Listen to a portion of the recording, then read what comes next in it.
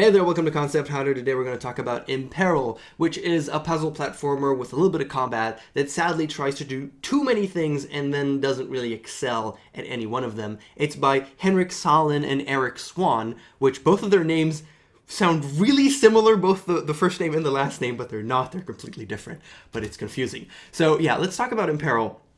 We start this off with a little bit of an exposition. It doesn't really tell me any story. It's just kind of like, blah, it's kind of whoa in your face. And then there's never any more exposition. There's never any more story. You don't actually tell me the story. And throughout the game, there's nothing. There's nothing about it whatsoever. So you could just remove that starting part and the game will be the exact same experience because there's no payoff. It never really continues. It's just the beginning blah, and that's it. So you could kind of remove it. As for controls, we move with the left and right arrow keys. There's an alternate control scheme with the WASD, which I'm not going to use. But the up arrow key doesn't jump. The Z key jumps. And why? Please have the up arrow key jump as well. It serves no purpose, and there's no reason to not have the up arrow key jump, as well as the Z key, for whoever wants to play with that. And we have an attack. And wherever we have an attack in this type of game, it sends me... I'm a little bit timid of that, because... usually it's not done very well, and that's the case here. The combat system doesn't feel great. It's not fun. There's no real reason for you to go through it, and we'll get to that more once we get to some enemies.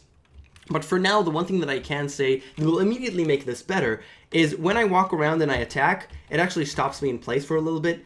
That could be better if I need precision, but in this game I don't really need precision for the combat, and you also don't move that fast. You move at a good pace. So if I could just attack while running and it wouldn't stop me, that would probably be a little bit better. It's something to try. It probably would be a little bit better and a little bit more fun and fluid for the combat. Now we get to a little bit of a cutscene that is just there for no reason. It doesn't do anything. It doesn't tell me anything. If you remove it and just allow me to continue, game would be a little bit better just because of that, because it serves no purpose. You really have to think about what purpose does this thing do? Does it improve the experience? And that doesn't. It's just you stop for a second in front of a dragon and it opens up its head, and then I don't really know what it gives me as a player. We get to this guy who doesn't really give us any exposition, a little bit of flavor text, but basically he's just telling me, by the way, you have another key that does things. Have you come to thrive upon enemy territory? Then in order to overcome obstacles, I will teach you a useful trick. Look at this button. It does things. It doesn't really... If this guy wasn't here and there was just the press C or, is it H? Yes, it's H. Press C or H in order to cast a spell, it would be the same thing. It wouldn't change anything. So what does C do? Well, you can cast spells below yourself, and you can also cast them to the side. In this case, the spell, which does change as we move through the levels, is a platform below me, which means that I could go upwards forever and ever and ever, and clearly that's what I'm going to do immediately, and find a little bit of secret over here. And note this secret, what it does is give me a green bar that doesn't have any use whatsoever right now. It only has a use at the end of the level. We'll get there. But it doesn't show me, it doesn't do anything. It's just I'm collecting stuff, which is okay. Collectibles are fine. It would be nice to know what it does or have any purpose. Right now it's just that. And that's the only thing you ever collect. There are also secrets, but that's the only thing you ever collect, that thing. And it's just kind of there. So this mechanic is pretty cool. Sadly, it's very underutilized. It doesn't actually do anything. This is a checkpoint. It doesn't actually do anything in the game. This mechanic is just there for you to play around with. And it's fun. It feels good. It has a little bit of an oomph when you just like, bam, you slap down and it feels good. But it doesn't have any real use. There's no puzzling platforming things with it other than just going upwards. And I wish you did more because it's a really cool mechanic. I really wish you just did more level design, more cool puzzles with that. Here we got to the combat. This spider basically jumps at me and I could just slice it twice and then it'll die. And that's it. The combat is not exciting. There are a couple of other enemies, not a ton, there's a couple of other enemies. The game is not very long, I did finish it, but none of them are really interesting. If the combat mechanics wasn't there, there was no combat mechanics, the game would not suffer for it, pretty much. Even the last boss. I'm saying that with the last boss, which does have a little bit of fighting in it, and is a little bit more interesting than any other combat encounter, you could change it a little bit to still make that boss interesting without the combat mechanic of the melee thing, which is kind of crappy and just doesn't feel really great. Here there's a lever. We just open the lever, we just swipe it, and we pass through. It's not really a puzzle, it's just a thing. It introduces us to levers, but sadly there's nothing else that really deals with levers in the rest of the game. Or this mechanic. So you have a cool mechanic, you never really use it. You have a bad combat, and it's not really great, and you kind of use it a lot sometimes. And here we're introduced to another little bit of an issue. You want to focus the camera on this side, and camera controls are really difficult. Trust me, I know camera controls are difficult.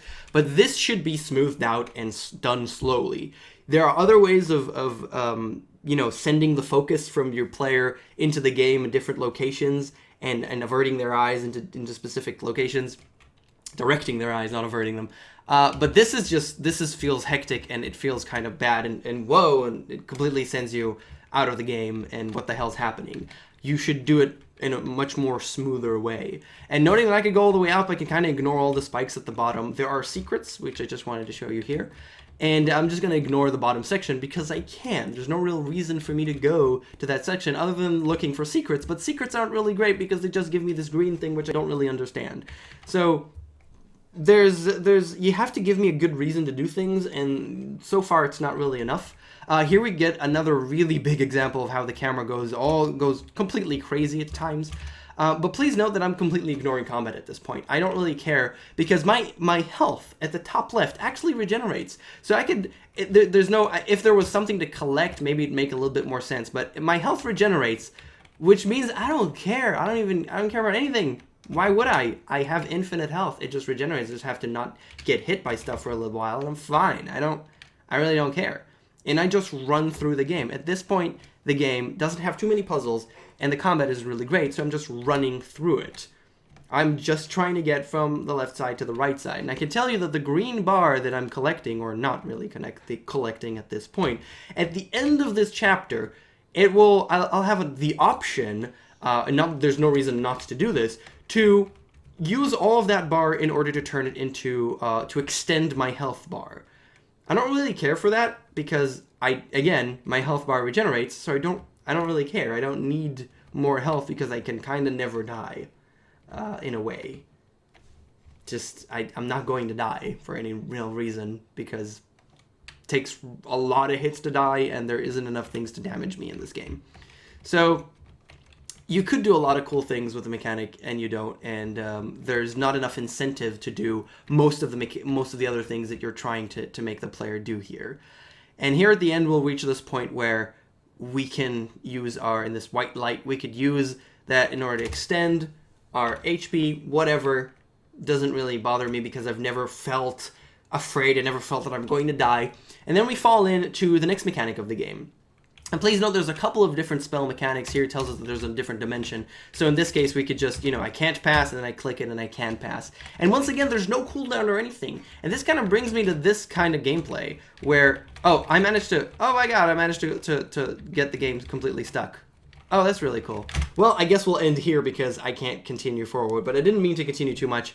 What I was trying to do is basically just constantly press the C key in order to change dimensions. I could do that all the time because there's no cooldown. You're never stopping me from doing that, so I could just spam it forever. And then the gameplay also becomes, and you don't really do anything amazing. We've done very standard stuff with changing dimensions. So the game doesn't really excel on any one point, but it does have a couple of cute ideas. It's polished pretty well. This is the first bug that I found, really, and it's a really edge case of me trying to screw with you, I guess, so it's not a big deal. Don't feel bad about that. And yeah, it's called Imperil. It's by Henrik Salin, who did the code, and Eric Swan, who did the art. And yeah, thank you so much for watching, and I'll see you guys next time.